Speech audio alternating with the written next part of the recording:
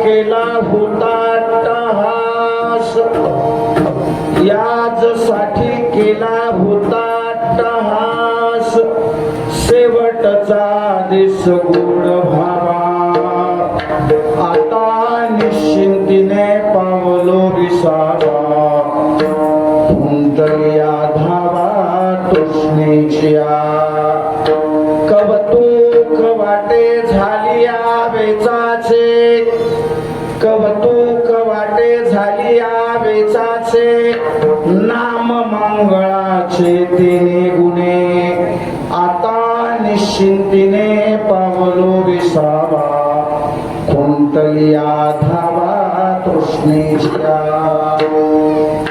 तुका म्हणे मुक्ती परिणिली नोवरी, तुका म्हणे मुक्ती परिणिली नोवरी, आता दिवसचारी खेळी मेळी, आता निश्चिंतीने पावलो विसावा, कुंतल्या धावा तृष्णेच्या. विठाला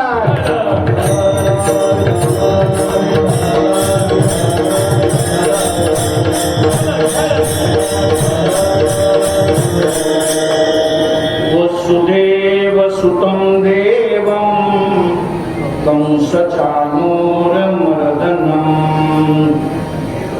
देवकी परमानन्दं कृष्णं वन्दे जगद्गुरुं, मुखं करोति वाचालं पङ्गुं लङ्घयते गिरिं, यत्कृपात्तमहं वन्दे परमानन्दमाधवं, महायोगपीठे तटे भीमरत्यां वरं कुण्डलिकाय दातुं इन्द्रये, समागत्य तिष्ठन्तमानन्दकन्दं, परमं मलिङ्गं भजे पाण्डुरङ्गं, पाण्डुरङ्गा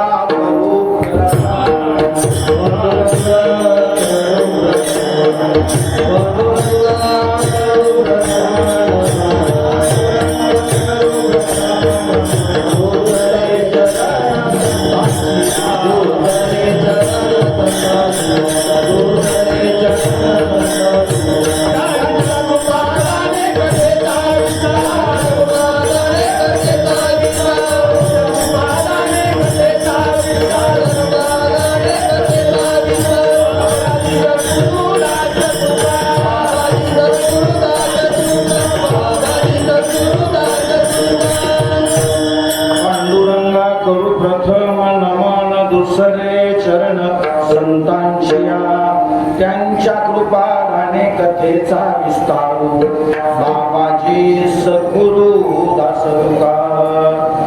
नमो ज्ञानेश्वरा, नमो ज्ञानेश्वरा,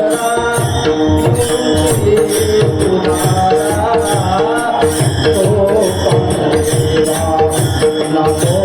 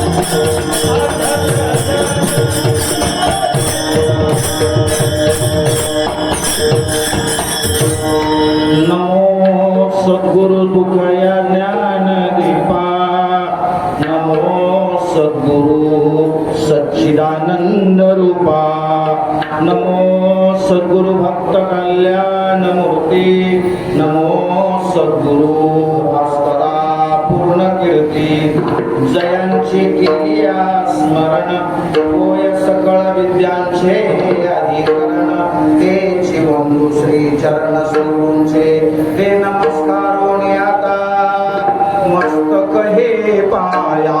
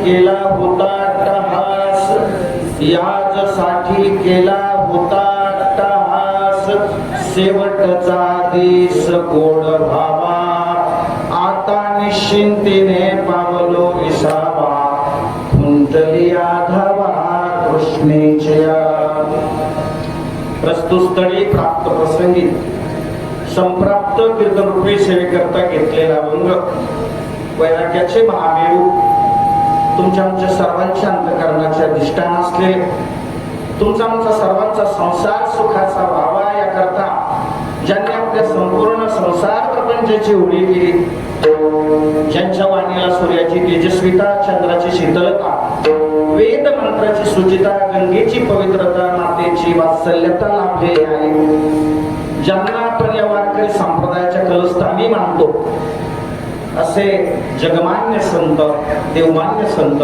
संत मान्य संत संत हृदय सम्राट माऊली महावैष्णव श्रीमंत श्री तुकोबराय यांचा चार चरणाचा अतिशय गोड उत्तम आणि चिंतनीय असा सर्वांच्या परिचयाचा आणि प्राधान्याने आपल्या जीवनामध्ये आपण काय साधन केलं आणि त्या माध्यमातून काय साध्य प्राप्त केलं याचं प्रतिपादन करणारा अभंग आहे विठाला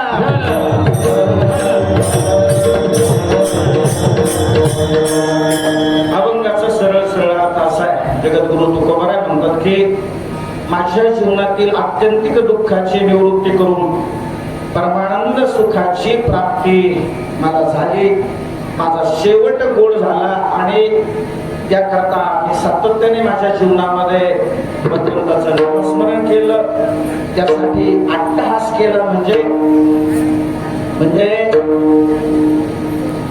खूप परिश्रम त्यासाठी मी घेतले अभंगाचं पहिलं चरण यासाठी केला होता अट्टहास शेवटचा तेस गोड भावा दुसऱ्या चरणामध्ये जगद्गुरु तुकोबराय म्हणतात की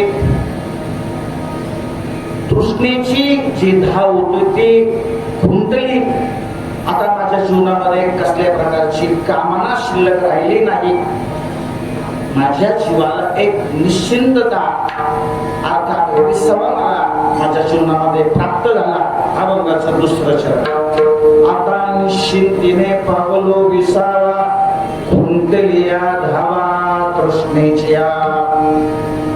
तिसऱ्या चरणामध्ये जगद्गुरु तुकोबारायांना त्या साधकांनी विचारलं की महाराज, तुम्ही सातत्याने तुमच्या जीवनामध्ये नामस्मरण केलं, तुमच्या जीवनामध्ये तुम्हाला विसावा प्राप्त झाला, तृष्णेची धाव ही खुंटली गेली, याबद्दल तुमच्या अंतःकरणाची भूमिका काय, तुम्हाला काय वाटतं याबद्दल? तुकोबाराय म्हणतो की माझं संपूर्ण जे आयुष्य आजपर्यंत व्यतीत झालं ना, त्याबद्दल मला खरोखर खूप कौतुक वाटतं की संपूर्ण कालावधी नामस्मरणामध्ये गेला. अभंगाचं तिसरं शब्द, कौतुक वाटे झाली या वेचाचे, नाम मंगळाचे तेने गुणे. आणि मग शेवटी त्या साधकांनी तुकोबारायांना विचारलं की महाराज, आता पुढे तुमचा काय विचार आहे? तुकोबाराय म्हणाले की बस मला चारही मुक्ती प्राप्त झाली, नव्याने मुक्तीशी माझं लग्न लागलंय. आता इथून पुढचा एक कालावधी मग जो आहे तो अतिशय आनंदामध्ये त्या ठिकाणी व्यतीत होईल. शेवटचं चरण, तुका म्हणे मुक्ती परिणिली नोवली, आता दिवस चारी खेळले. अभंगाचा सरळ सरळ अर्थ या ठिकाणी आपण समोर प्रतिपादन केले. जगद्गुरु तुकोबारायांच्या या अमृत वचनाचा मागोवा घेण्यापूर्वी कार्यकाळ संबंधाने दोन शब्दाचा जो अल्पसा प्रासंगिक परिहार द्यायचा. खरं तर आपल्या सर्वांना ज्ञातच आहे, परंतु दिला पाहिजे वाक्यासाठी कर्तव्य असतं. तो परिहार असेल की आपल्या या बाबळ गावा अंतर्गत असलेल्या या कवडे मळ्यातील कवडे परिवारातील तुझी पिताश्री या परिवाराचे आधारगड असले स्वर्गीय मारुतराव रामजी पाटील कवडे, ज्यांना सर्वजण नाना म्हणत असत, हे आपल्यातून गेले. त्यांनी ये लोकीची यात्रा संपवली, ते परलोकीच्या यात्रेला गेले. त्याला अनेक वर्ष पूर्ण होत आहे आणि त्याचं प्रथम वर्ष श्राद्ध अर्थात प्रथम पुण्यस्मरण या ठिकाणी संपन्न होत असताना त्याला जोडून थोडंसं नामचिंतन घडावं, ज्ञानदान घडावं, त्या माध्यमातून त्यांना सद्गती प्राप्त व्हावी या उद्देशाने बाबांचे चिरंजीव आमचे परमश्री असलेले आदरणीय कवडे साहेब यांच्या माध्यमातून ही कीर्तनाची सेवा माझ्याकडे आली आणि त्या माध्यमातून तुम्हा सर्वांच्या दर्शनाचा एक सुवर्ण योग या ठिकाणी मला प्राप्त झाला. अतिशय सुंदर असं आपलं हे सगळं वातावरण आहे. भगवान दत्तात्रयांच्या आणि भगवान पंढरीश पांडुरंग परमात्मा रुक्मिणी आई साहेब यांच्या या पवित्र आणि पावन दरबारामध्ये बाबांचा हा कृतज्ञता सोहळा आपण सर्वजण या परिवाराचे आपलेष्ट मित्र नातेवाईक सगळेजण मोठ्या संख्येने या ठिकाणी उपस्थित आहात. आपल्या उपस्थितीमध्ये बाबांना आपण ही शेवटची आदरांजली या ठिकाणी समर्पित करणार आहोत. बाबांचा मोठा गोकुळासारखा गोड परिवार आहे.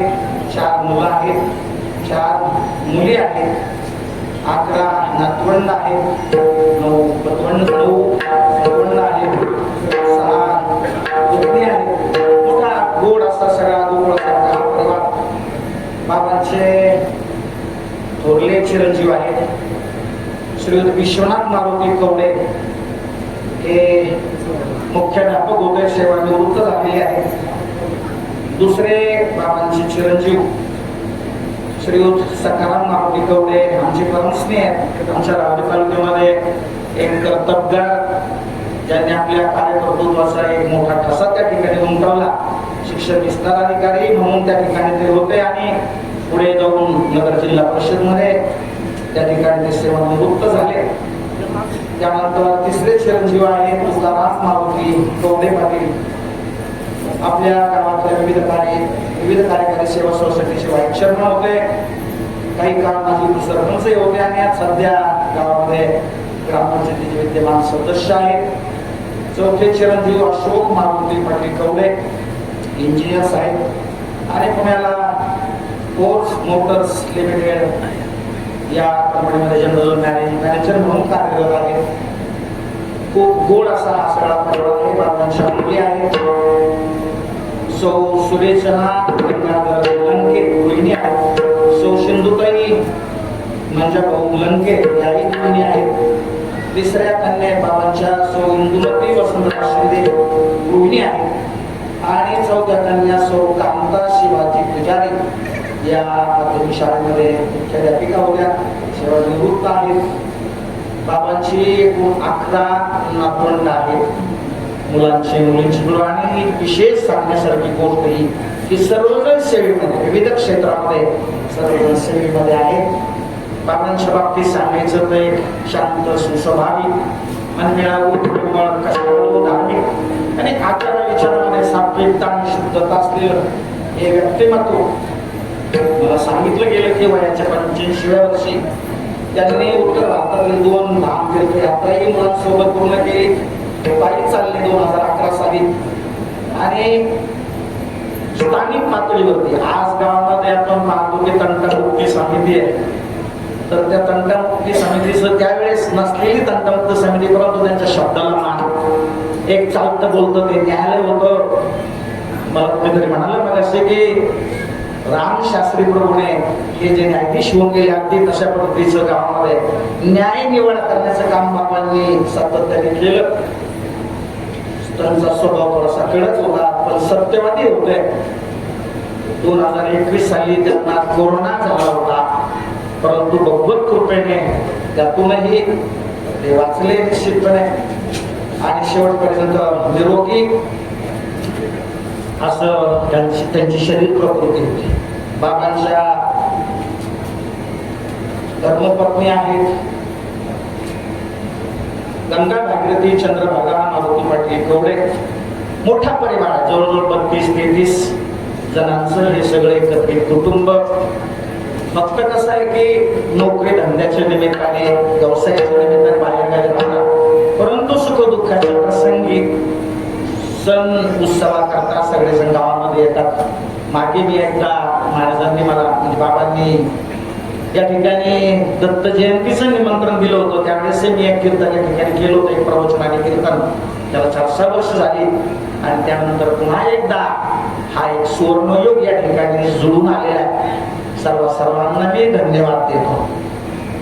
हा सगळा परिवार सुशिक्षित तर आहेच आहे, परंतु सुशिक्षित आहे परंतु सुसंस्कृत आहे, विशेष महत्वाची गोष्ट. अशा पद्धतीचं चित्र इतरत्र अभावाने आढळलं. अनेक परिवार आम्ही पाहतो, परंतु खूप वैचारिक मतभेद त्या ठिकाणी असतात. काही जण असं म्हणते तुम्ही तर बाबांना पाहिलंही नाही आणि तुम्ही म्हणता बाबा फार चांगले होते. असं आहे, शास्त्रामध्ये काही गोष्टी अशा असतात की अनुमान प्रमाणाने मानायच्या असतात. अनुमान प्रमाणाचं शास्त्रामध्ये खूप गोड उदाहरण येतं की यत्र यत्र धुमो तत्र तत्र वन्नी. ज्या अर्थी डोंगरात धूर दिसतोय ना मग तिथं अग्नी असलं पाहिजे. कल्पना करा. दुसरं उदाहरण मी सांगतो की आपल्या गावामधून वाहणारी नदी आहे. आपल्या गावात तर काही पाऊस झाला नाही पण नदीला खूप पाणी आलं, मग निश्चितपणे आपण कल्पना करू शकतो, अनुमान आपल्याला करावं लागतं की नदीच्या उगमावरती पाऊस झाला असला पाहिजे, त्याशिवाय ते पाणी नदीला येऊ शकत नाही. माऊली ज्ञानोबरांची फार गोड उभी आहे. माऊली ज्ञानोबरा असं म्हणतात का भूमीचे मार्ग सांगे कुंभाचे लवलव, नाना आचार गौरव सुकुलनाचे. 2 मित्र रस्त्याने चालले होते आणि शेजारीचे 4 एकराचा असा ज्वारीचा हिरवागार प्लॉट होता. ज्वारी दिसली होती आणि खूप दाणे त्या ज्वारीला लागलेले होते कणसाला. एक जण दुसऱ्याला म्हणाला की वा काय जमीन आहे, पाहिली ज्वारी. पण तो वर्णन कशाचं करतोय, जमिनीचं वर्णन करतोय. जमीन कसं असली पाहिजे, ठीक आहे, आणि म्हणूनच पीक चांगल्या पद्धतीने त्या ठिकाणी जमिनीमध्ये आलेलं आहे. अगदी तसंच हा संपूर्ण परिवार पाहिल्यानंतर कुणीही त्या ठिकाणी एक अनुमान करू शकतं नक्कीच हे बाबांचे संस्कार आहेत. आई सर्वांची पुण्याई, बाबांची पुण्याई, म्हणूनच हा सगळा परिवार असा गोड परिवार आहे. तुकोबराय त्याचं फार गोड वर्णन करतात. तुकोबराय असं म्हणतात, कुळी कन्या पुत्र होती जे साथी, कुळी कन्या पुत्र होती जे साथी, कुळी कन्या पुत्र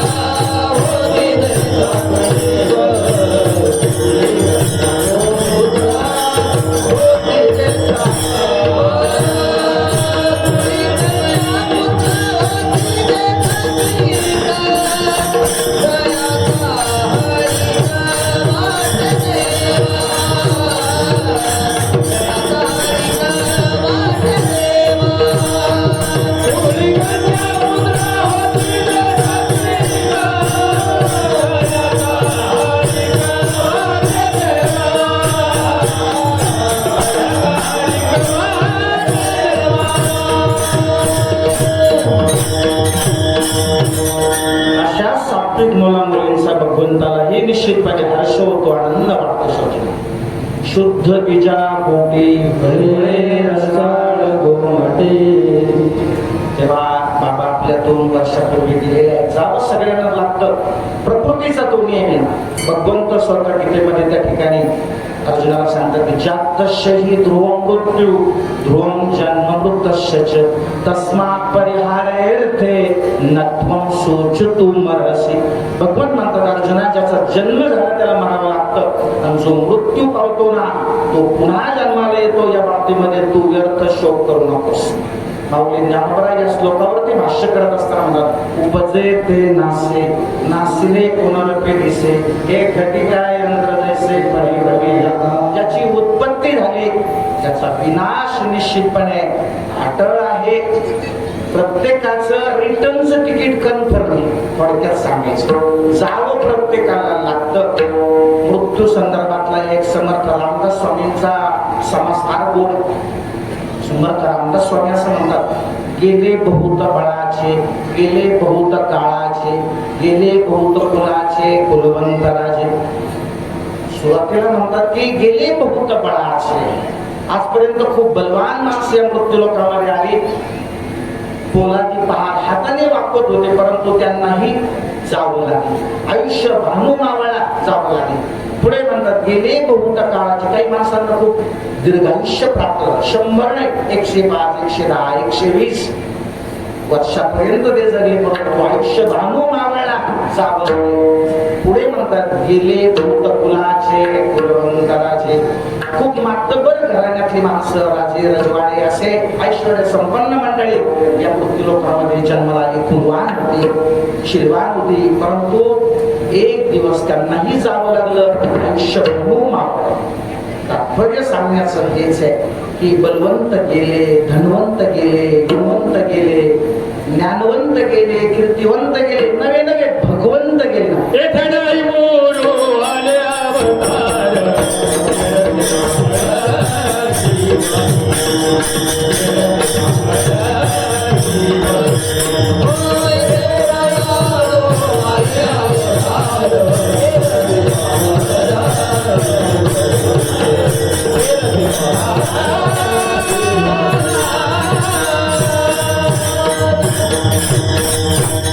भगवंतालाही जावं लागतं. आपण सामान्य माणसं, सत्ता तुमच्या आमच्यावरती काळाची.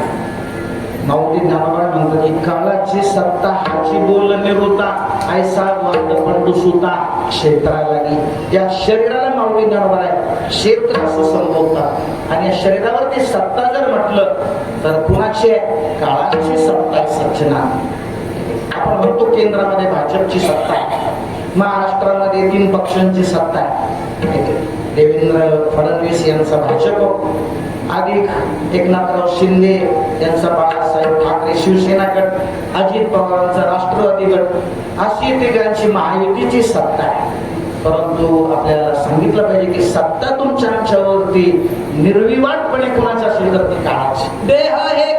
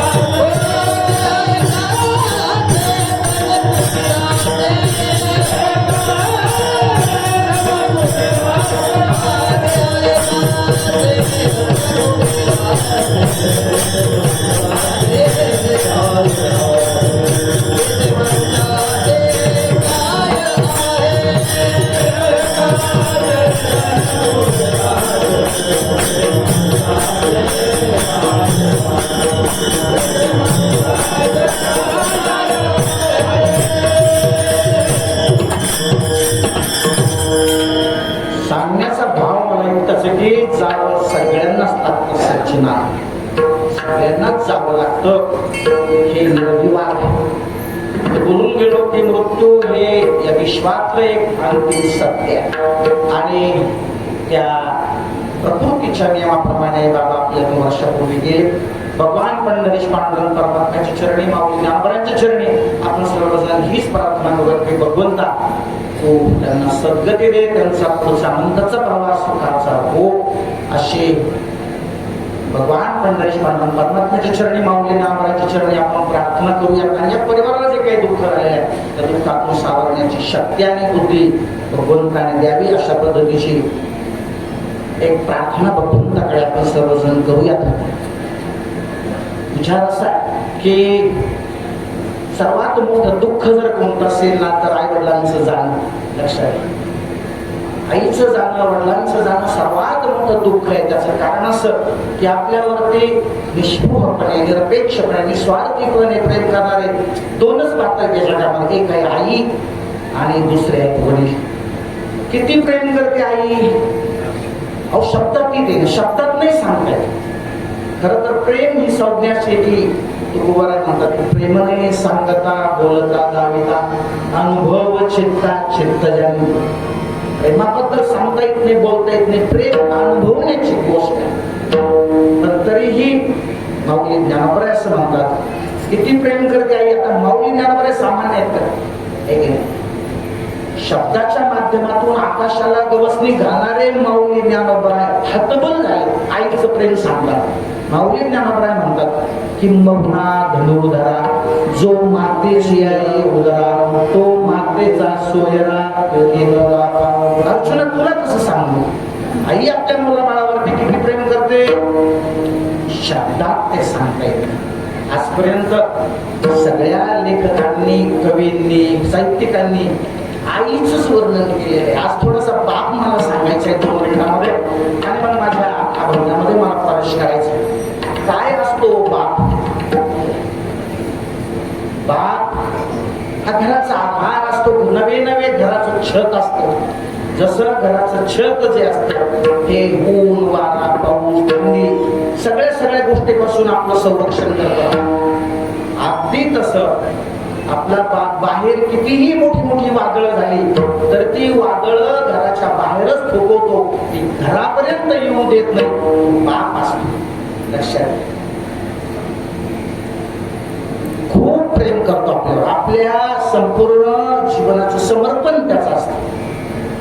आयुष्यभर समर्पित भावनेने आपल्या मुलाबाळाकरता जो कष्ट करतो,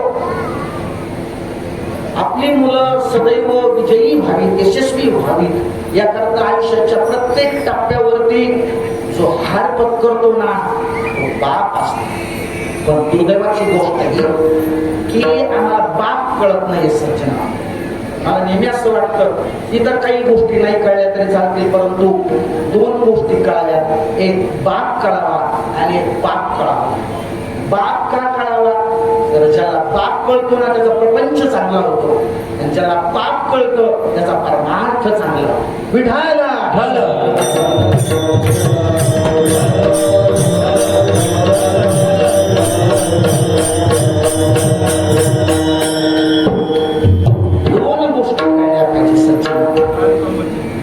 मी सांगेल आपल्याला.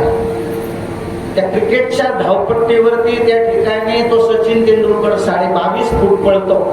स्टेडियम मधील सर्वजण टाळ्या वाजवून त्याचं अभिनंदन करतात. पण अरे आमचा बाप आमच्या शेतामध्ये आयुष्याच्या संध्याकाळपर्यंत बांधाच्या या टोकापासून त्या टोकापर्यंत आवतामागे नांगरामध्ये किती धावा काढतो, आम्हाला त्याचं काहीच वाटत नाही. सचिन बाप करायचे. आपल्या मुलांना लहानचं मोठं करतो, चांगलं शिक्षण देतो, त्यांच्यावर चांगले संस्कार करतो, त्यांच्याकडे काही धन संपत्ती ही तो कमवून ठेवतो. शेवटच्या क्षणापर्यंत फक्त आणि फक्त आपल्या मुलाबाळांचीच काळजी करतो तो बाप असतो.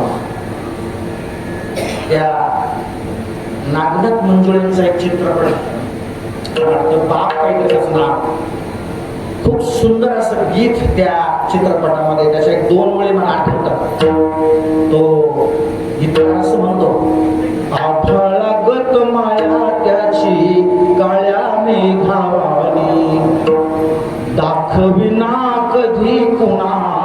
डोळ्यातल पाणी जिजू जिजू संसाराचा गाडा हाकला जिजू जिजू संसाराचा गाडा हाकला वट्टामध्ये हसू जरी कना वाकला घडीभर तू थांब जरा ऐक त्याची धाकर लय अवघड हाय गड्या उंगाया बाप पाकळण फार अवघड मला एक गोष्टीचं कोड कधीच उघडलं एक आई बाप आपल्या 4 मुलांना 10x10च्या खोलीमध्ये त्या ठिकाणी खूप चांगल्या पद्धतीने लहानचं मोठं करतात त्यांना चांगलं शिक्षण देतात त्यांच्या चांगले संस्कार करतात त्यांना त्यांच्या पायावरती उभं करतात परंतु ज्यावेळेस ही 4 मुलं मोठी होतात त्यांची लग्न होतात आणि लग्न झाल्यानंतर मग 4 मुलांचे 4 बंगले होतात पण या 4 मुलांच्या 4 बंगल्यामध्ये एक आई बापाला जागा मिळत नाही मोठी शोकांतिका असं का व्हावं काही कळत नाही हे कोड मला कधीच उलगडलं सांगेल आपल्याला की देवाची सेवा करून आई बाप मिळते की नाही मला माहित नाही परंतु आई बापांची सेवा करून देव मिळाला भक्त पुंडलिकाचं पुराणामध्ये प्रसिद्ध उदाहरण भक्त पुंडलिकाने काय केलं आई वडिलांची सेवा केली आज त्या ठिकाणी भगवान पंढरीश पांडुरंग परमात्मा जो विटेवरती उभा आहे पुंडलिकाच्या आई वडिलांच्या भक्तीवरती संतुष्ट होऊन तो आला पुंडलिकाने एक वीट भिरकावली आणि सांगितलं देवा माझ्या आई वडिलांच्या सेवेमध्ये निरत आहे तुम्ही या विटेवरती उभा राहा तेव्हापासून भगवान पंढरीश पांडुरंग परमात्मा आजही विटेवरती उभा आहे पुंडलिकाच्या भावाला दुवारी गुणी झालाय निज प्रेम भक्ती भक्ता घ्या घ्या म्हणत असे बरोबर मला आपल्याला सांगायचं आहे की आई वडील हेच खरं आपलं दैवत माऊली ज्ञानोबांची गोड होई मला आठवलं सकल तीर्थांचे धोरे जे काम आता केंद्रे तया सेवेशी केर शरीरे दोन दिसे तुका म्हणे माया बापे अवघी देवाची रूपे अवघी देवाची रूपे अवघी देवाची रूपे म्हणे माया बापे अवघी देवाची रूपे अवघी देवाची रूपे अवघी देवाची माया बापा केवळ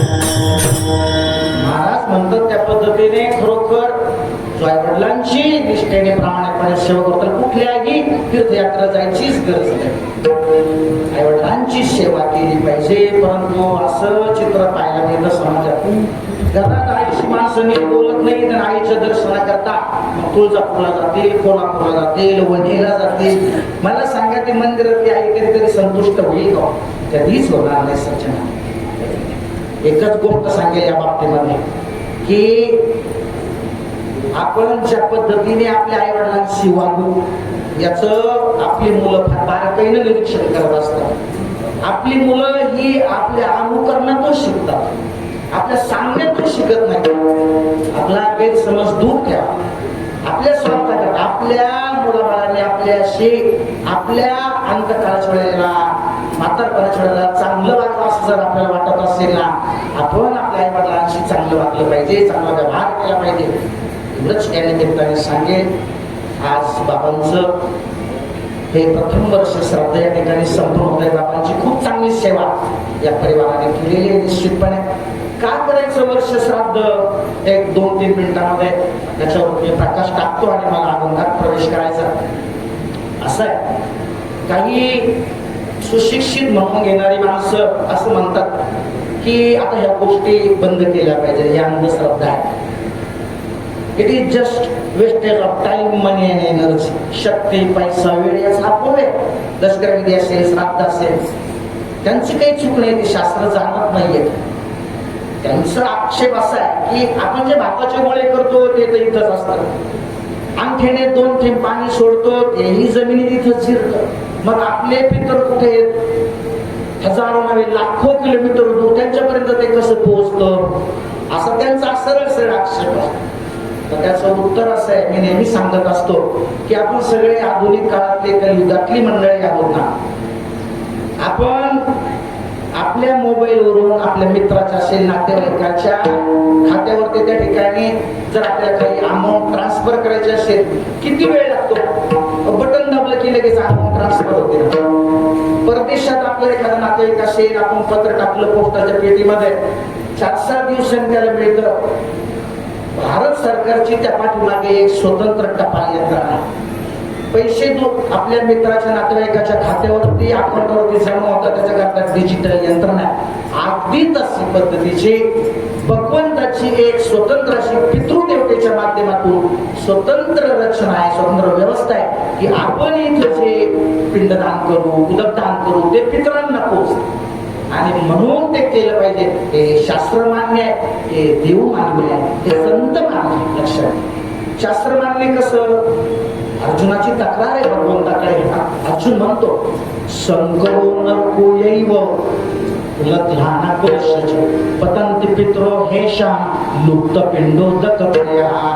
अर्जुन तक्रार करतोय भगवंताकडे, भगवंत तू मला कौरवांना मारायचं सांगतो, आणि जर यांना मी मारलं आणि यांचं श्राद्ध कर्म झालं नाही तर पितर याचे नरकाला जातील आणि ते पाप मला लागेल, मला युद्धच करायचं नाही.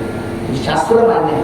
सोम सूर्याती ग्रहणे येऊनी करते पावणे का माता पितर मरणे अंकित जे दिवस.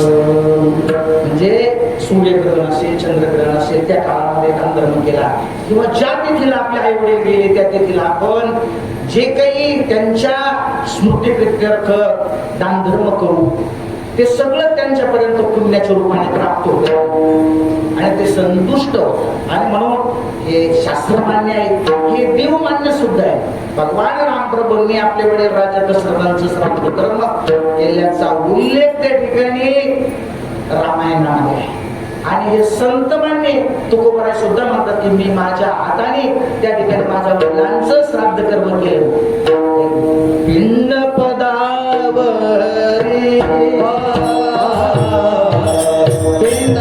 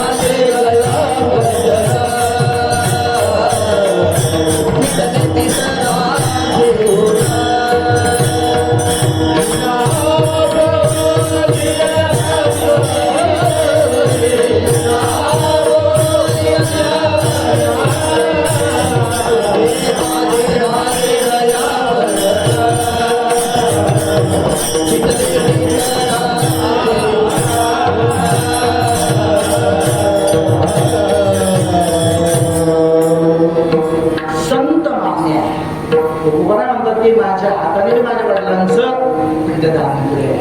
शास्त्र मान्य आहे, देव मान्य आहे, संत मान्य आहे आणि म्हणून हे केलंच पाहिजे. नाही केलं तर काय होतं? अनेक प्रकारचे संकट आपल्यावरती येतात, आपल्याला ते कळतही नाही. आपल्या घरामध्ये मुला मुलीची लग्न होत नाहीत, कधी कधी लग्न झाली तरी त्यांना मुलबाळ होत नाही. मुलबाळ संतती जरी झाली तरी ती मतिमंद गतिमंद जन्माला येते, आपली आर्थिक हानी होते. अनेक प्रकारचे संकट आपल्या कुटुंबावरती येतात. पितृदोष असतो. आपले पितर असंतुष्ट असतात, त्याच्यामुळे ही संकट आपल्यावरती येत असतात. परंतु सगळेच जण मानतात असं नाही. परंतु जर पितर संतुष्ट असतील, तुकोबाराय म्हणतात, तुका म्हणे पितृ आशीर्वाद देते, कल्याण येते दया होता, कल्याण येते दया होता, कल्याण येते दया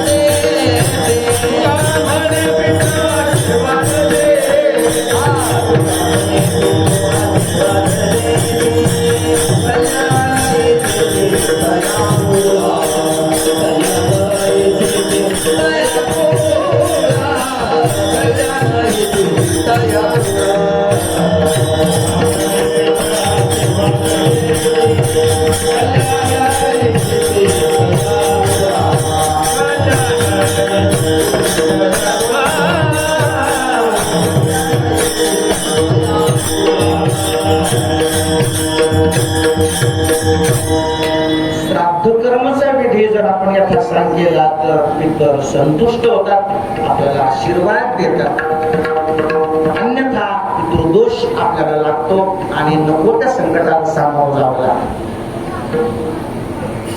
मी आपल्याला असं विचारतो की जे आईवडील आपल्याला जन्म देतात, लहानचं मोठं करतात, आपलं संगोपन करतात, चांगलं शिक्षण देतात, चांगले संस्कार देतात, आपल्याला आपल्या पायावरती उभं करतात आणि आपल्याकरता काही धनसंपत्तीही कमवून ठेवतात.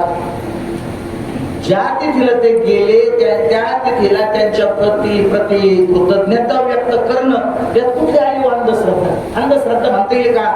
निश्चितपणे नाही. आपलं ते कर्तव्य आहे. ते हयात असतानाही त्यांची सेवा करण्यात ते केल्यानंतर जे सगळे कर्म सांगितलेले शास्त्राने ते करणं आपलं कर्तव्य आहे. आणि हे ज्याला मान्य नसेल त्यांच्याकरता आणखी वेगळ्या अंगाने चिंतन सांगेल. मी आपल्याला असं विचारतो की आता कवडे साहेबांनी आपल्या सर्वांना मेसेज पाठवला असता की काही नाही, जेवणाचं कार्यक्रम झालेला आहे, सुरुची भोजनाचा, या सगळेजण जेवाय. हा कार्यक्रम इथे त्यांनी आपल्याला या कार्यक्रमाचं स्वरूप सांगितलं नसतं आणि नुसतंच जेवणाचं निमंत्रण आपल्याला दिलं असतं तर आपण आलो असतो का? आपण आलो नसतो. हा मुद्दा आपण लक्षात घ्या की या निमित्ताने माणसं म्हणजे एकत्र येतात, नातेवाईक एकत्र येतात. आज परिस्थिती अशी आहे की नात्यामध्ये फार मोठ्या प्रमाणावरती दुरावा निर्माण होत चालला. नाती संपुष्टात येत चाललेली आहे. नात्यामध्ये मोठा दुरावा त्या ठिकाणी निर्माण होतोय आणि म्हणून या अशा कार्यक्रमाच्या निमित्ताने सर्वजण एकत्र येतात, विचारांची देवाणघेवाण होते, प्रेम आहेच आहे, अधिक वृद्धिंगत होतं, नात्यातली वीण अधिक घट्ट होते आणि म्हणून असे कार्यक्रम आपण निश्चितपणे त्या ठिकाणी केलेच पाहिजे. विढाला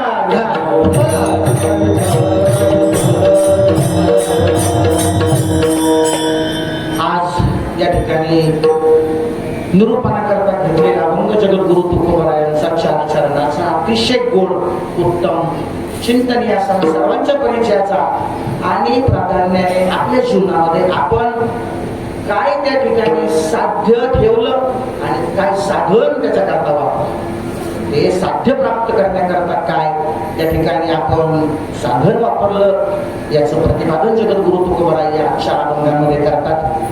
विचार असा आहे की जीवनामध्ये साध्य असलं पाहिजे. लौकिक जीवन जगत असतानाही जीवनात साध्य असलं पाहिजे आणि साध्य नसेल तर मग जीवन भरकटलं जातं. आणि समाजात पाहतो की कितीतरी तरुण मुले काही साध्य डोळ्यापुढे नाहीये, त्यांचं जीवन भरकटलेलं आहे, दिशाहीन त्यांचं जीवन झालेलं आहे, असं चित्र आपल्याला पाहायला मिळतं. एकाला विचारलं टोपी कशा करता, तो म्हणा डोक्या करता. त्याला विचारलं डोकं कशा करता, तो म्हणा टोपी करता. टोपी डोक्या करता बरोबर आहे, पण डोकं टोपी करता नाही. एकाला विचारलं कशा करता काम करता, कोणाला जगण्यासाठी. म्हटलं जगता कशा करता, कोणाला काम करण्यासाठी. हे काही साध्य असू शकत नाही. एकाला विचारलं की कशा करता खाता, कोणाला जगण्यासाठी. जगता कशा करता, कोणाला खाण्यासाठी. खाण्यासाठी जगणं हे काय आपलं उद्दिष्ट नाही, हे आपलं साध्य नाही. आमचे गुरुवर एक दृष्टांत सांगत असत. एक मोठं रेल्वे स्टेशन होतं आणि त्या रेल्वे स्टेशन वरती एक भिकारी डब्यामध्ये चढला. ते विचारलं त्या पॅसेंजरने एका की बाबाजी कहाँ जाना है, तो नागपूर जाना है. मग तो पॅसेंजर म्हणाला की बाबाजी ये ट्रेन बंबई जा रही है, ये नागपूर नहीं जा रहा. त्याने दुर्लक्ष केलं त्या पॅसेंजरच्या बोलण्याकडे. आयटीत चढून बसला, सीटला जाऊन बसला. थोड्या वेळानंतर ट्रेन सुरू झाली आणि मग तो पॅसेंजर पुन्हा आठवण करून दिली, बाबाजी आपको नागपुर जाना है, ये ट्रेन नागपुर नहीं जा रही, बंबई जा रही. काय उत्तर द्यावं त्या भिकारीने. तुम्हाला जाने नागपुर क्या और बंबई क्या, कहा भी जाके भीखी मंगी विडाला.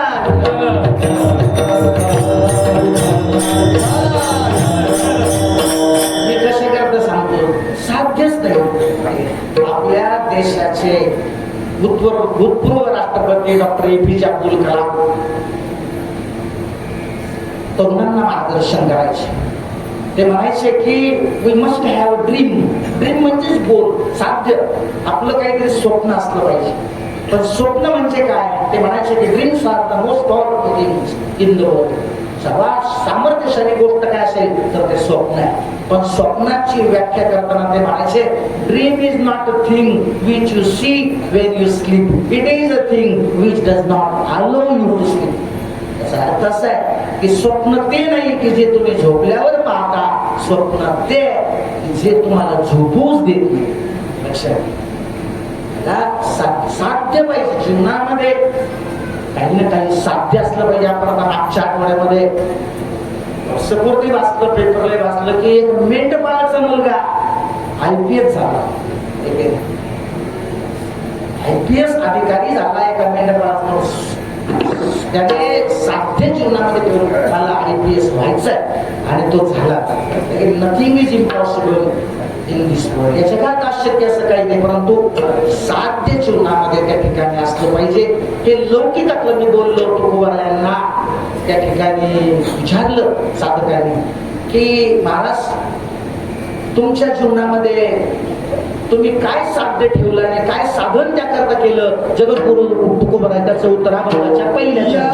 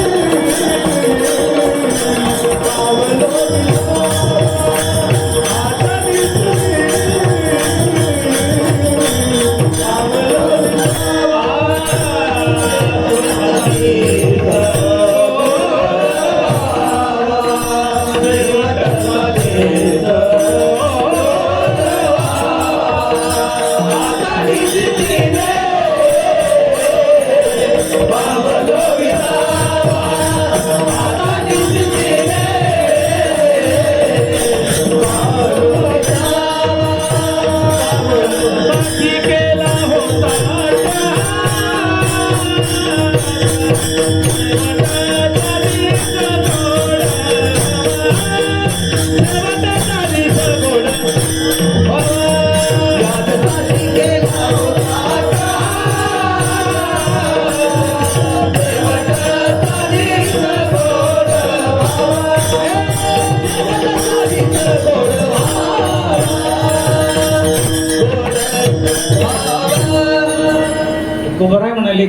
माझ्या जीवनाचा शेवटचा दिवस गोड व्हावा याकरता मी 8 तास केला, म्हणजे प्रयत्नाची पराकाष्ठा केली त्या ठिकाणी.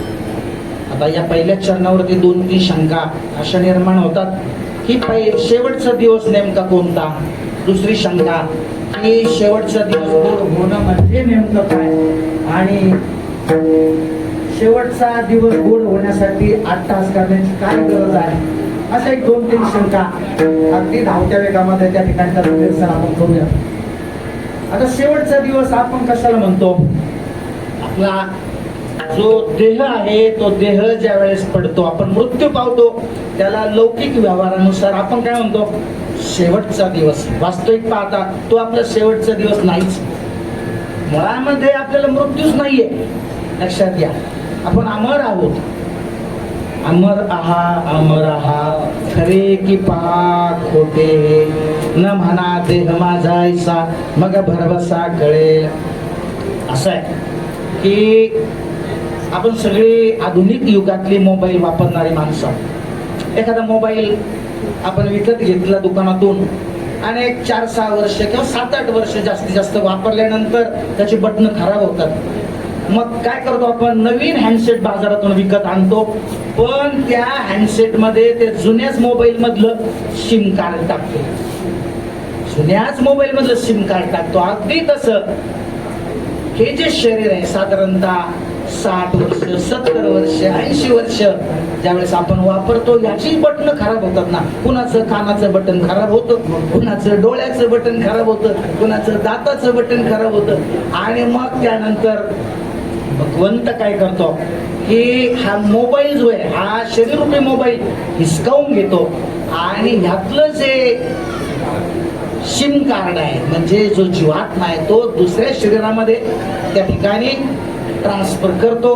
बस असं आहे. भगवंत स्वतः त्या ठिकाणी गीतेमध्ये सांगतात, वासांसी जीर्णानि यथा नवानि गृह्णाति नरोपरा तथा शरीरानि विहाय नन्यानि संयाति नवानि. माऊली ज्ञानोबा या श्लोकावरती भाष्य करत असताना ज्ञानेश्वरीमध्ये गोड सांगतात, जैसे जीर्ण वस्त्र सांगिजे मग नूतन विणिजे, तैसे देहांतरा ते स्वीकारिजे चैतन्यातले. या शरीरावरती आपण जे वस्त्र परिधान करतो आपल्या अंगामध्ये, ते जीर्ण झाल्यानंतर ज्यावेळेस आपण टाकून देतो, अगदी तसं हा जीवात्मा हे शरीर सोडतो. हे शरीर ज्यावेळेस जीर्ण होतं त्यावेळेला हा जीवात्मा, शरीरातला तो जीवात्मा हे शरीर टाकतो, दुसरं शरीर धारण करतो. तेव्हा मृत्यू नाहीच आपल्याला. न जायते म्रियते वा कदाचित नायम भूत्वा भवितावान भूया अजो नित्य शाश्वतोऽयं पुराणो न हन्यते हन्यमाने कशे. किंवा नैनं छिन्दन्ति शस्त्राणि नैनं दहति पावकः न चैनं क्लेदयन्त्यापो न शोषयति मारुत. आत्मा अविनाशी. लक्षात घ्या, आपल्याला मृत्यूच नाहीये, पण ज्यावेळेस देह पडतो शरीराला तो मृत्यू असतो. तेव्हा शरीर पडतं, आपल्याला मृत्यू येतो, तो आपला खरा मृत्यू नाही. आता शेवटचा दिवस गोड होणं म्हणजे काय. बऱ्याचदा आपल्याला असं वाटतं की चंदनाच्या लाकडामध्ये देह जाळला म्हणजे शेवट गोड झाला, किंवा खूप मोठा जनसमुदाय अंत्यविधीला त्या ठिकाणी उपस्थित आहे म्हणजे शेवट गोड झाला. असंही नाही. त्या ठिकाणी दसऱ्या विधीच्या दिवशी 2 तास श्रद्धांजली पर भाषण झाली म्हणजे शेवट गोड झाला, असंही नाही. खूप लोक येऊन गेले सांत्वन करायला, असंही नाही. खूप दीर्घायुष्य प्राप्त झालं म्हणजे शेवट गोड झाला, असं नाही की नाही. तेव्हा शेवट नेमकं गोड होणं म्हणजे काय, जगद्गुरु तुकोबराय त्याचं उत्तर अभंगाच्या 2ऱ्या चरणामध्ये. आता निश्चितीने पावलं आता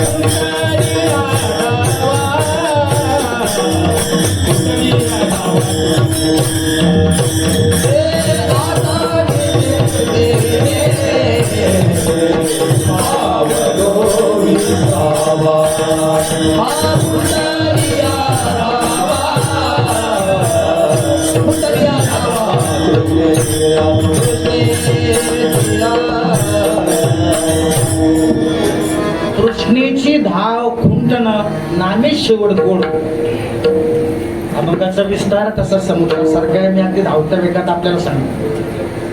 कुठल्याही प्रकारची कामना जीवनामध्ये शिल्लक न राहणं याचा अर्थ जीवाला खऱ्या अर्थाने निश्चिंतता आणि विसावा प्राप्त होईल. पण असं घडतं का? असं घडत नाहीये. आपण पाहतो समाजामध्ये आज की तृष्णा सारखी वाढते माणसाची. इच्छा वेगळी आणि तृष्णा वेगळी, दोन्हीतला फरक सांगतो. एखादी गोष्ट आपल्याकडे नाहीये ती असावी असं वाटणं इच्छा. इच्छा चांगली आहे. इच्छा म्हणजे काय की एखादी गोष्ट आपल्याकडे नाहीये आणि ती आपल्याला असावी असं वाटणं म्हणजे इच्छा. पण तृष्णा म्हणजे काय की आपल्याकडे आहे पण तरीही आणखी आपल्याला मिळावं. इथे पाबळ मध्ये एक घर आहे, पारनेर मध्येही एक असावं ही तृष्णा आहे. एक नगर मध्येही असावं तृष्णा आहे. अन्न नाही असं कोणाकडे असं कोणी आहे का? जेवायला सर्वांना मिळतंय. जेवायला मिळावं ही इच्छा आहे. परंतु मिष्टान्न मिळावं, चांगलं धाब्यावरचं चांगलं जेवण मिळावं ही तृष्णा आहे. कधी कधी बऱ्याचदा कीर्तनाच्या प्रसंगी आम्हाला काही महिला भगिनीच्या घरी जावं लागतं. चहा पिण्याकरता बोलवतात. बैठकीमध्ये बसल्यानंतर त्या ठिकाणी कपाट असं साड्यांनी खचून भरलेलं असतं. तरीही आमच्या त्या महिला भगिनींची तक्रार असते की कुठं लग्न कार्याला जाण्यासाठी एक धडाची साडी नाही. ही तृष्णा आहे. लक्षात त्याला काय म्हणायचं? तृष्णा. आणि तृष्णा न जीर्णा वयमेव आपल्याला जी संपत्ती आपल्याकडे आहे, जे धन आपल्याकडे आहे ना, ते त्याच्यामध्ये आपण समाधानी असलं पाहिजे. सगळ्यात महत्वाचं, सगळ्यात महत्वाची गोष्ट आहे. परंतु तसं होत नाही. याला शास्त्रामध्ये सातिशयता दोष. सातिशयता म्हणजे काय की किती असलं तरी समाधान न वाटणं. सातिशयता नावाचा दोष. जशी ती कोंबडी असते ती घोरड्यातून सोडली की उकरायला सुरुवात करते. उकरते 10 वाजता, 11 वाजता, 12 वाजता, 1 वाजतो, 2 वाजते, 3, 4, 5 वाजतात. दिवस मावळतो तरी ती सातत्याने उकरत असते. एक जणाला त्या कोंबडीची दया आली. त्याने तिला पकडलं आणि धान्याच्या राशीवर नेऊन ठेवलं. आता तिथं फक्त चोचीने काय करायचंय? धान्यच घ्यायची. पण तिथंही ती पायाने उकरायला सुरुवात करते. ही सातिशयता आहे, ही तृष्णा आहे. तुका म्हणे तैसी कोंबड्याची परी पुढीच उकरी लागल. या सगळ्या गोष्टींची परिणती म्हटलं तर सज्जनांना दुःख आहे. कितीही पैसा मिळाला तरी आम्हाला समाधान वाटत नाही. एक सुफी संताचं वचन फार गोड. तो सुफी संत असं म्हणतो की मिली थी जिंदगी किसी के काम आने के लिए. मिली थी जिंदगी किसी के काम आने के लिए, लेकिन जिंदगी का सब वक्त निकल गया कागज के टुकड़े कमाने के लिए. क्या करोगे इतना कमा कर? ना कफन में जेब है, ना कब्रिस्तान में अलमारी. विढाला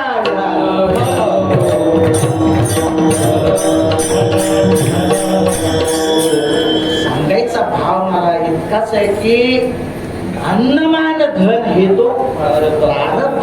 जेवढं ज्याच्या प्रारब्ध असतं भगवंत त्याला तेवढं देत असतो. आणि म्हणून जगद्गुरु की माझ्या सगळ्या कामना वासना संपल्या. खऱ्या अर्थाने माझ्या जीवनामध्ये मला विसावा, निश्चिंतता त्या ठिकाणी प्राप्त झाली. मग साधकांनी जगद्गुरु तुकोबारायांनी विचारलं की महाराज आतापर्यंत तुमचं जे सगळं आयुष्य आहे असं भगवत चिंतनामध्ये त्या ठिकाणी गेलं. या बाबतीमध्ये तुमच्या अंतःकरणाची भूमिका काय? जगद्गुरु तुकोबाराया त्याचं उत्तराभंगाच्या 3ऱ्या चरणात कवतुक वाटे झाले हवे नाते. कवतुक वाटे झाले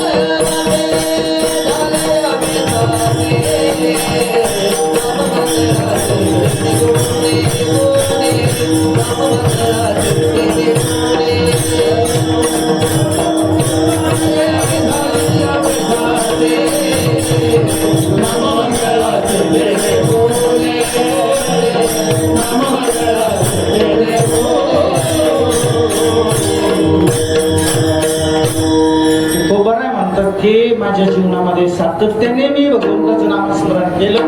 भगवत स्वरूपाचा साक्षात्कार मला झाला आणि माझ्या जीवनाला एक विसावा प्राप्त झाला, निश्चिंतता प्राप्त झाली सच्चिदानंद. आणि मग तुकोबारायांना विचारलं की महाराज आता तुम्ही यापुढे काय करणार? जगद्गुरु तुकोबाराय त्याचं उत्तराभंगाच्या शेवटच्या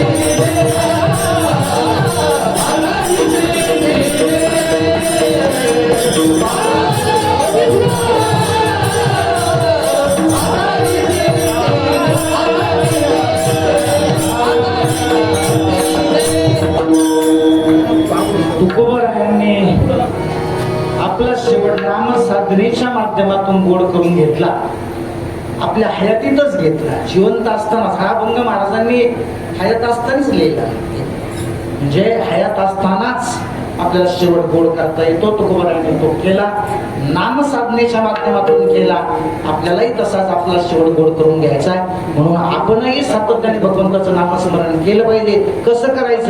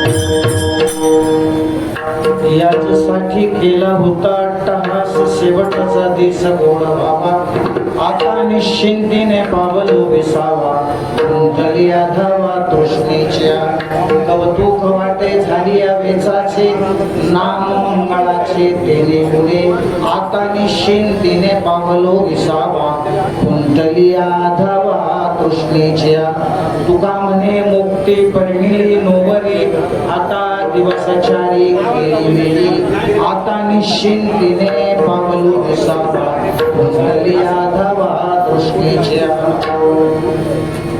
अभंगावरती थोडस चिंतन या ठिकाणी मांडण्याचा मी प्रयत्न केला.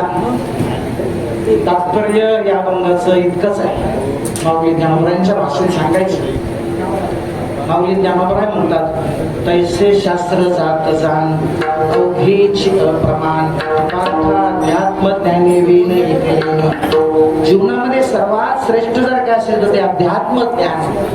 इतर सगळी ज्ञान व्यर्थ आहे. किंबहुना 2 वेळची पोटाची भ्रांती मिटविणारी ज्ञान. सर्वात श्रेष्ठ ज्ञान हे अध्यात्म ज्ञान आहे. आणि ही माऊली ज्ञानोबरायांची सिद्धांताची उभी ही पटवून देण्याकरता माऊली ज्ञानोबरायांनी अगोदर 3 दृष्टांत दिले. तेवढेच मी आपल्याला सांगणार आहे आणि मला थांबायचं. पहिला दृष्टांत माऊली ज्ञानोबराय देतात मोर अंगी असे पिसे असती डोळसे परी एकलेनी दृष्टी नसे तैसे ते गा. माऊली ज्ञानोबराय म्हणतात की मोराच्या अंगावर भरपूर पिस आहेत. प्रत्येक पिसावर डोळा आहे पण त्या डोळ्याने त्याला दिसतं का हो? दिसत नाहीये. इतर सगळी ज्ञान अध्यात्म ज्ञान सोडता इतर सगळी ज्ञान त्या मोराच्या अंगावर असलेल्या पिसावरील डोळ्याप्रमाणे आहेत असून काही कामाची नाहीये. दुसरा दृष्टांत माऊली ज्ञानोबराय देतात जरी परमाणु एवढे संजीवन मूळ जोडे तरी बहु काय गाणे भरणे रे. संजीवन मुळेची महती सर्वांना ज्ञात आहे. कुठल्याही रोग्याला अगदी थोडीशी मात्रा संजीवन मुळेची दिली परमाणु एवढं अणुपेक्षाही छोट्या स्वरूपात मात्रा दिली तर त्याचा असाध्यातला असाध्य आजार दूर होतो. तसं माऊली ज्ञानोबराय म्हणतात जीवनामध्ये फार मोठं गाडीभर असं तत्वज्ञान काही उपयोगीचं नाही. अध्यात्मज्ञान गाडीभर नको आहे. जसं गाडीभर संजीवन मुळीची गरज नाही तसं गाडीभर अध्यात्म ज्ञानाची गरज नाही. थोडं जरी अध्यात्म ज्ञान असेल तर माणसाचं जीवन कृतार्थ होतं. जरी परमाणु एवढे संजीवन मूळ जोडे तरी बहु काय गाडे भरणे. तिसऱ्या ओवीमध्ये माऊली ज्ञानोबराय आणखी 3 दृष्टांत देतात. माऊली ज्ञानोबरायांची कमाल बघा. एकाच ओवीत पुन्हा 3 दृष्टांत दिले. माऊली ज्ञानोबराय म्हणतात आयुष्या बिन लक्षणे शिष्ये बिन अलंकरणे ओरे बिन वाधावणे ते विटंबुगा. पहिल्या टप्प्यामध्ये माऊली ज्ञानोबराय म्हणतात की आयुष्य बिन लक्षणे एखाद्याच्या पत्रिकेमध्ये 32 लक्षणे पण तिला आयुष्यच नाही. त्या व्यक्तीला काय करायचे ते 32 लक्षणाचं काही काम ती विटंबना आहे.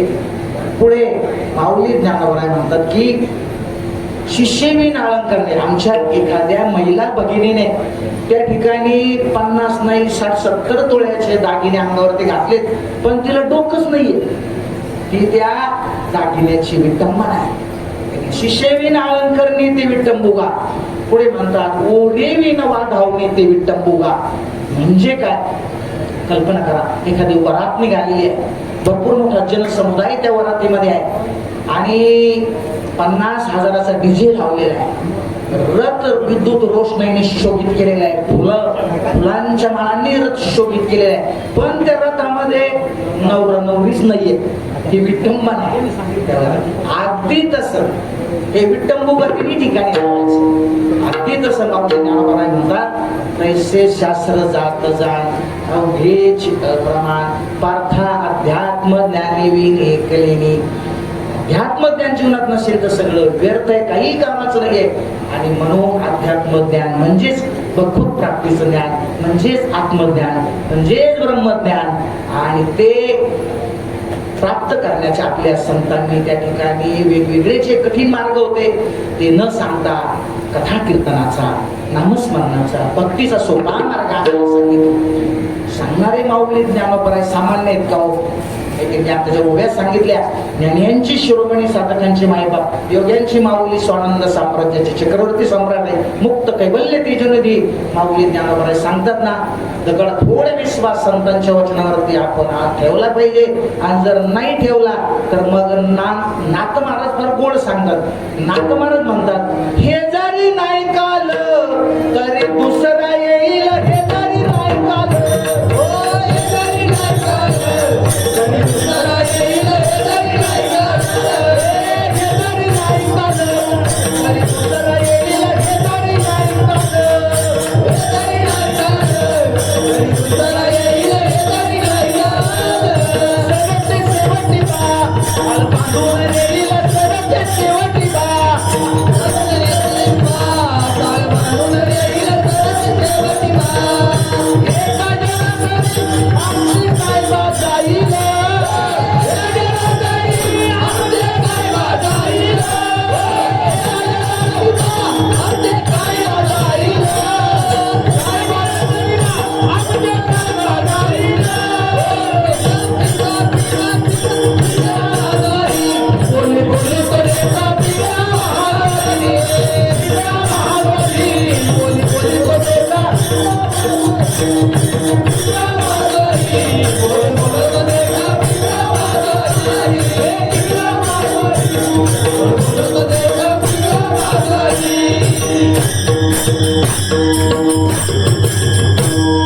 संतांचं कुठल्याही प्रकारे नुकसान होणार नाही, नुकसान आपलं होणार.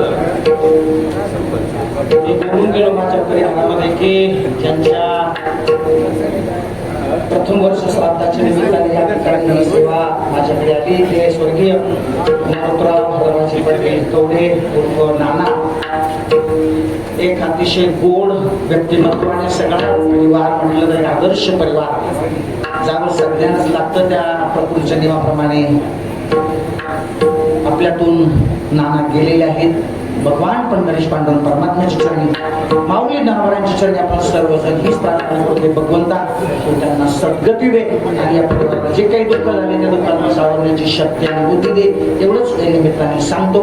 झालेलं हे कीर्तन रूपी वाक्पुष्प माझे श्री गुरु वेदांताचार्य जंगले महाराज शास्त्री, त्यांच्याकडे मी आता सेवानिवृत्तीनंतर रोज पाठाला जातो. हे त्यांच्या चरणाजवळ बसून जे काही मला श्रवण करायला मिळालं तेच आपल्या पुढे या ठिकाणी मांडलं. माझ्या प्रकारचं काही नाही, जे रुचलं असेल, पटलं असेल, आवडलं असेल, मनापासून भावलं असेल ते त्यांचं आहे. जे पटलं नसेल, रुचलं नसेल, आवडलं नसेल, मनापासून भावलं नसेल, माझ्या वाणीचे दोष समजून माझे मला परत करा, एवढंच या निमित्ताने सांगतो.